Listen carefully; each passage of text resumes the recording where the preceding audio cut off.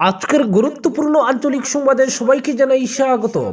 আজ 6 মার্চ বৃহস্পতিবার। আজকের সকালের বিশেষ বিশেষ খবর হলো, আচার্য মাহবুবুল হকের জামিনের শুনানি পিছিয়ে 11 মার্চ, কেস ডায়েরি তলব গৌহাটি হাইকোর্টের। রাজ্যে আরো 6 লক্ষ রেশন কার্ড, প্রকৃত কেউ বাদ নয় বললেন বিভাগীয় মন্ত্রী কৌশিক রায়। অরুণোদয়ের সুবিধা নিতে রেশন কার্ড বিভাজনের আবেদন। গণিগ্রাম হাসপাতালে চিকিৎসকের ইচ্ছে খুশি উপস্থিতি, ঘটনাস্থলে সার্কেল অফিসার পুলিশ। ওপিডি শুরু হয় সকাল 9:30টায়, দুপুর 1টায় বন্ধ। হাসপাতালের ল্যাবে চলে ব্যক্তিগত কাজ। করিমগঞ্জ কলেজে 49 লক্ষ টাকার কাজের শিলান্যাস সাংসদ মিশন রঞ্জন দাসের। ঝুঁকি নিয়ে বাসের সাঁকো দিয়ে চলছে কাটাখাল পারাপার, পাকা সেতু অদরা লালাচড়ার উপাচড়ায়। এবং সর্বশেষ খবরটি হলো, হিন্দি শুধু রাজভাষা নয়, সব ভারতীয়র অন্তরের ভাষা বললেন মুখ্যমন্ত্রী হিমন্ত। এবারে শুনুন বিস্তারিত খবর। একটি মামলায় জামিন পেলেও ইউএস টিমের আচার্য মাহবুবুল হকের বিরুদ্ধে পাথারকান্দি থানায় দায়ের করা দ্বিতীয় মামলার জামিনের আবেদন বুধবারও ঝুলেই থাকলো। এদিন এই মামলার চূড়ান্ত শুনানি হওয়ার কথা ছিল। মনে করা হচ্ছিল বুধবারে তিনি জামিন পেয়ে যেতে পারেন। এদিন হাইকোর্টের বিচারপতি MR পাঠকের আদালতে এই জামিনের আবেদনের উপর শুনানি গ্রহণ করা হয়। আবেদনকারীর আইনজীবী আদালতকে জানিয়েছেন, সুপ্রিম কোর্টের দুটো মামলার রায় বলা আছে, নোটিশ ছাড়া কাউকে গ্রেফতার করা পুরোপুরি অবৈধ। এতে বিএনএস এর দ্বারা 47, 48, 50 লঙ্ঘন করা হয়েছে। কোন গ্রাউন্ডে গ্রেফতার করা হয়েছে সে সম্পর্কে অ্যারেস্ট মেমো দেওয়া হয়নি। সরকারি পক্ষ থেকে আদালতকে বলা হয়েছে, গ্রেফতার করার আগে তাকে এই কারণে নোটিশ দেওয়া হয়নি যেহেতু সন অ্যারেস্ট করা হয়েছে। তখন আবেদনকারীর আইনজীবীর তরফে যুক্তি দেখানো হয়েছে, যেহেতু গত 22 ফেব্রুয়ারি সকাল 10:30টায় এজাহার দাখিল করা হয়েছিল, ফলে পুলিশ চাইলে অ্যারেস্ট মেমো দিতেই পারত।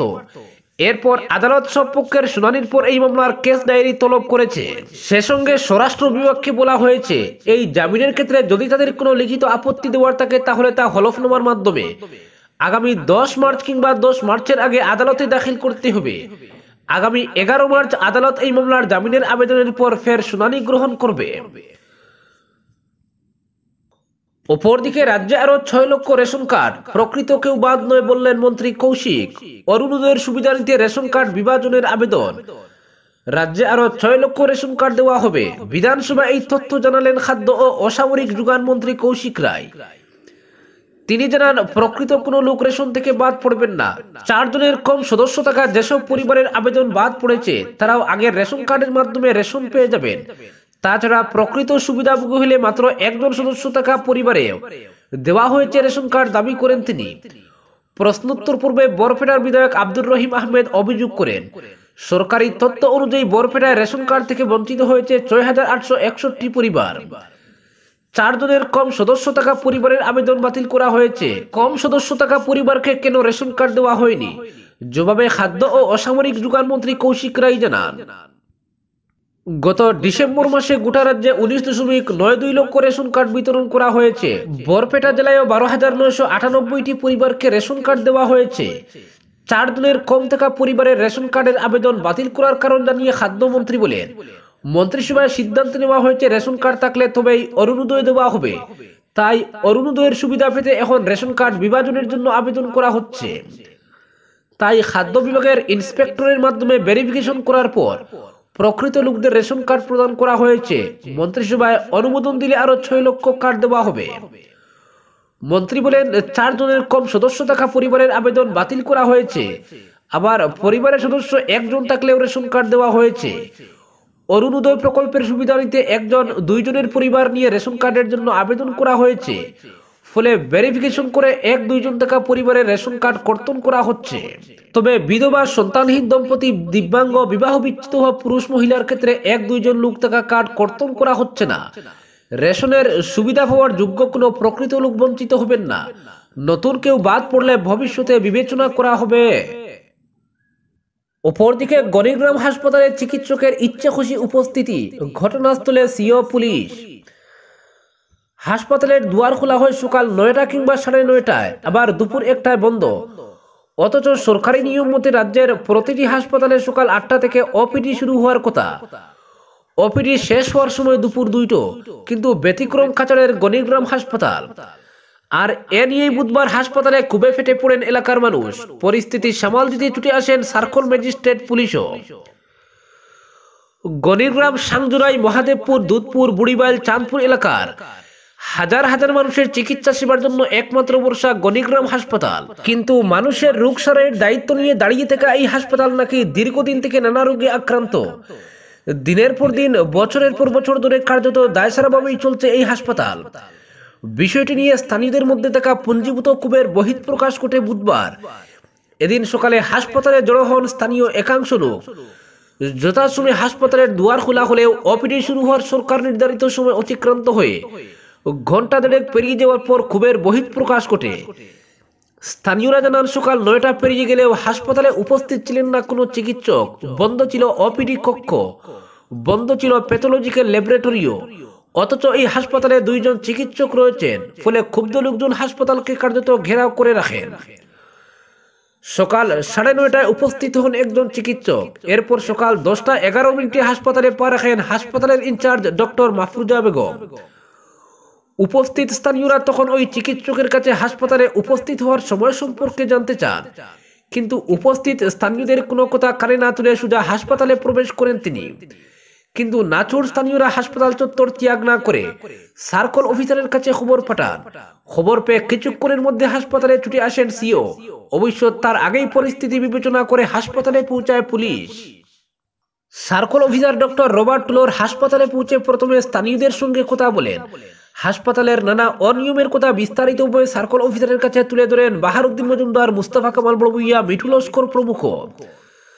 সার্কল অফিসারকে তারা জানান, সময় মতো ওপিডি শুরু না হওয়া, সরকারি কোয়ার্টার থাকা সত্ত্বেও চিকিৎসক কোয়ার্টারে না থাকা এবং হাসপাতালের চিকিৎসা সেবার নামে রীতিমতো সিন্ডিকেট চলছে বলে অভিযোগ করেন। হাসপাতালের ল্যাবে ব্যক্তিগত এক ল্যাবরেটরির কাজ চলে বলে অভিযোগ করেন স্থানীয়রা। টানা 32 বছর থেকে এই হাসপাতালে কর্মরত একজন ফার্মাসিস্টের জন্যই নাকি সংগঠিত হচ্ছে নানা অনিয়ম। স্থানীয়দের অভিযোগ শোনার পর হাসপাতালের ইনচার্জদের সঙ্গে কথা বলেন সিও। ওপিডি শুরু হতে কেন বিলম্ব হয় এ নিয়ে হাসপাতাল ইনচার্জের কাছে জানতে চান তিনি।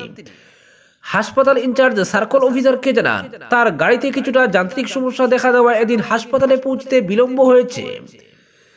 এছাড়া অন্য দিনগুলোতে নির্ধারিত সময় শুরু হয় ওপিডি, কিন্তু হাসপাতাল ইনচার্জের এমন কথা মানতে নারাজ স্থানীয়রা। তাদের সাফ কথা, সকাল 9:30 10টার আগে হাসপাতালের ওপিডি শুরু হয় না। হাসপাতালের কোয়ার্টার জরাজীর্ণ থাকায় তিনি থাকতে পারেন না বলে সার্কল অফিসারকে জানান ডক্টর মাফরুজা। কোয়ার্টার সংস্কার করা হলে তিনি থাকতে প্রস্তুত বলেও জানান তিনি। পরে ওই কোয়ার্টার ঘুরে দেখেন সিও। সবকিছু খতিয়ে দেখে সরকারি নিয়ম মতে প্রতিদিন ওপিডি শুরু করা এবং অ্যাম্বুলেন্স সারাই করে কর্মক্ষম করতে হাসপাতালের ইনচার্জকে কড়া নির্দেশ দেন সার্কল অফিসার। এছাড়া পুরো বিষয়টি খতিয়ে দেখে ব্যবস্থা গ্রহণ করা হবে বলে স্থানীয়দের আশ্বাস দেন। সার্কল অফিসারের আশ্বাসের পর জড়ো হওয়া লোকজন হাসপাতাল ত্যাগ করেন। অপরদিকে করিমগঞ্জ কলেজে অতিরিক্ত ক্লাসরুম নির্মাণের জন্য বুধবার সাংসদ উন্নয়ন তহবিল থেকে 49 লক্ষ টাকার কাজের শিলান্যাস করলেন রাজ্যসভার সাংসদ মিশন রঞ্জন দাস। এই উপলক্ষে বুধবার কলেজ চত্বরে অধ্যক্ষ ডক্টর রামানুজ চক্রবর্তীর পৌরোহিত্যে একটি সভা অনুষ্ঠিত হয়। এতে বিশেষ অতিথি হিসেবে উপস্থিত হয়ে সাংসদ বলেন, এই কলেজ থেকেই তার রাজনীতি জীবনের সূচনা।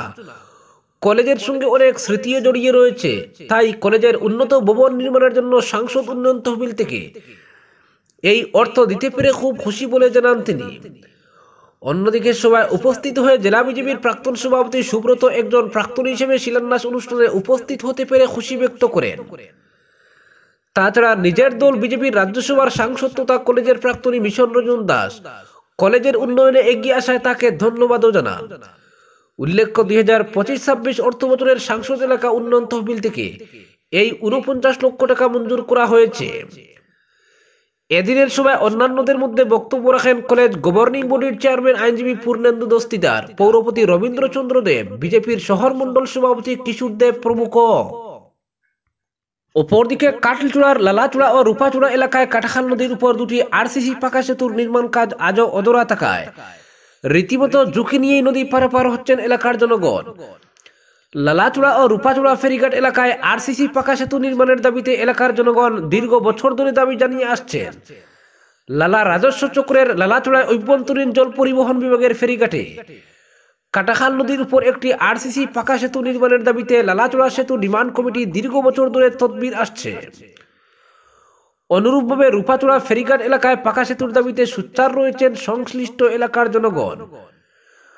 কাটলিচূড়ার বিধায়ক সুজামুদ্দিন লস্কর 2023 সালের 12 নভেম্বর লালা শিক্ষা ব্লকের টান্টু দনিপুর ক্লাস্টারের 663 নং সাফালাপার এলপি স্কুলে আয়োজিত এক অনুষ্ঠানে বক্তব্য রাখতে গিয়ে ঘোষণা করেছিলেন, 1 মাসের মধ্যেই লালাচড়া ও রূপাচড়ায় পাকা সেতুর শিলান্যাস হচ্ছে, কিন্তু তাৎপর্যপূর্ণভাবে আজ পর্যন্ত দুটি সেতুর শিলান্যাস হয়নি। লালাচড়া ফেরিঘাটটি অভ্যন্তরীণ জল পরিবহন বিভাগের অধীনে রয়েছে, সেখানে নৌকা দিয়েই দুপারের সঙ্গে যোগাযোগ রক্ষা করা হচ্ছে। অন্যদিকে শাহবাদের রূপাচড়া ফেরিঘাটটি কাটলিচূড়া ডেভেলপমেন্ট ব্লকের অধীনে লিজে রয়েছে। বর্তমান শুকনো মরশুমে রূপাচড়া ফেরিঘাট এলাকায় কাটাখাল নদীর পর বাঁশের সাঁকো নির্মাণ করা হয়েছে, আর এই সাঁকো দিয়ে ঝুঁকি নিয়ে কাটাখাল নদী পারাপার হচ্ছেন এলাকার জনগণ। বাঁশের সাঁকো দিয়ে মোটর বাইক সহ জনগণ চলাচল করছেন। সাঁকোটির পশ্চিম তীরের উপরের অংশটি রীতিমতো বিপজ্জনক অবস্থায় থাকায় যে কোনো মুহূর্তে দুর্ঘটনার আশঙ্কা রয়েছে। রূপাচড়া চা বাগান সহ বিস্তীর্ণ এলাকার জনগণের জন্য বর্তমানে যোগাযোগের একমাত্র মাধ্যম হচ্ছে বাঁশের সাঁকোটি। শতাধিক মিটার দীর্ঘ এই সাঁকোটি যাতায়াতের একমাত্র ভরসা, অথচ দীর্ঘ বছর ধরে এই অঞ্চলের নাগরিকরা স্থায়ী আরসিসি সেতুর স্বপ্ন দেখে আসছেন। প্রাক্তন মন্ত্রী গৌতম রায় থেকে শুরু করে বর্তমান বিধায়ক সুজামুদ্দিন লস্কররা পাকা সেতুর প্রতিশ্রুতি দিলেও আজও বাস্তবে তা রূপায়িত হয়নি। অপরদিকে হিন্দি শুধু রাজভাষা নয়, সব ভারতীয়র অন্তরের ভাষা বললেন মুখ্যমন্ত্রী। হিন্দি ভাষা নিয়ে যখন দক্ষিণ ভারতের রাজ্যগুলিতে তুমুল বিতর্ক চলছে, তখন উত্তর পূর্বের রাজ্যে রাষ্ট্রভাষা নিয়ে অন্য ভাবনা দেখা গেল। হিন্দির সপক্ষে দাঁড়িয়েছেন আসামের মুখ্যমন্ত্রী ডক্টর হিমন্ত বিশ্ব শর্মা।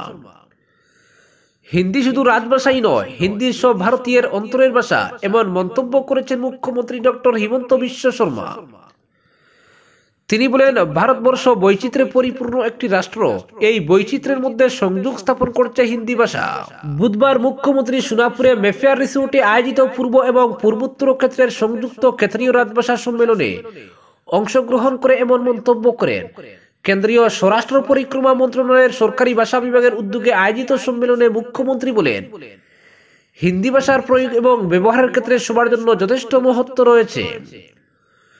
স্বরাষ্ট্রমন্ত্রী অমিত শাহের পরিকল্পনার কথা উল্লেখ করে মুখ্যমন্ত্রী বলেন, ভারতের 100 বছর সম্পূর্ণ হওয়ার সময় হিন্দি ভাষার পাশাপাশি ক্ষেত্রীয় ভাষাগুলি অত্যন্ত শক্তিশালী হতে হবে, যাতে জনসাধারণের কোনো ধরনের বিদেশি ভাষার প্রয়োজন না হয়। তিনি বলেন, ভারতের একতা সংহতির পাশাপাশি সাংস্কৃতিক ঐক্যের জন্য হিন্দি অত্যন্ত প্রয়োজনীয়। হিন্দিকে দেশের প্রতিটি প্রান্তে নিয়ে যাওয়ার জন্য কাজ করার পাশাপাশি সব ধরনের প্রয়াস অব্যাহত রাখার উপরও তিনি গুরুত্ব আরোপ করেছেন। ভাষা সংস্কৃতির প্রতিনিধিত্ব করে বলে মন্তব্য করে মুখ্যমন্ত্রী, দেশে যতটা ভাষা রয়েছে এর মধ্যে একটি ভাষার মৃত্যু হলে একটি সভ্যতার মৃত্যু হয়, তাই হিন্দি ভাষার সমান্তরালভাবে আমাদের স্থানীয় ভাষাকেও এগিয়ে নিয়ে যেতে হবে। মুখ্যমন্ত্রী বলেন, পূর্বোত্তর ভারতে হিন্দির প্রচলন কম হয় এবং হিন্দি ভাষা জানা না থাকায় উত্তর ভারতে আমাদের যুবক যুবতী তথা নতুন প্রজন্মকে বিভিন্ন কোম্পানিতে কাজ করতে অসুবিধা হয়, ফলে নিয়োগের বাজার সীমিত হয়ে পড়েছিল। তবে বর্তমানে হিন্দির জনপ্রিয়তা বেড়েছে বলে তিনি বক্তব্যে উল্লেখ করেন। মুখ্যমন্ত্রী বলেন, প্রধানমন্ত্রী নরেন্দ্র মোদী হিন্দি ভাষার ক্ষেত্রে যথেষ্ট আগ্রহ দেখিয়ে এটাকে সহজ, ব্যবহারিক এবং সব ক্ষেত্রীয় ভাষা এর মধ্যে সমাহিত করার উদ্দেশ্যে হিন্দি ভাষার বিকাশের জন্য পদক্ষেপ গ্রহণ করেছেন। কোনো ধরনের কারিগরি জটিলতা ছাড়া সবাই যাতে হিন্দি বুঝতে পারেন তা নিশ্চিত করার উপর গুরুত্ব আরোপ করে মুখ্যমন্ত্রী বলেন, হিন্দিকে সব ভারতীয়দের অন্তরের ভাষা হিসেবে গড়ে তুলতে হবে। এই সম্মেলন গুয়াহাটিতে আয়োজন করায় আয়োজক সহ কেন্দ্রীয় স্বরাষ্ট্রমন্ত্রী অমিত শাহ এবং স্বরাষ্ট্র প্রতিমন্ত্রী নিত্যানন্দ রায়কে ধন্যবাদ জ্ঞাপন করেন মুখ্যমন্ত্রী। তিনি বলেন, হিন্দিকে কেন্দ্রীয় সরকারের ভাষা হিসেবে সীমাবদ্ধ না রাখে রাজ্যের সব ক্ষেত্রে সম্প্রসারণ করা প্রয়োজন। এর জন্য কেন্দ্রীয় সরকারের রাজভাষা বিভাগকে প্রয়োজনীয় পদক্ষেপ গ্রহণের আহ্বান জানিয়েছেন মুখ্যমন্ত্রী। আজকের বিশেষ সংবাদ এখানেই সমাপ্ত।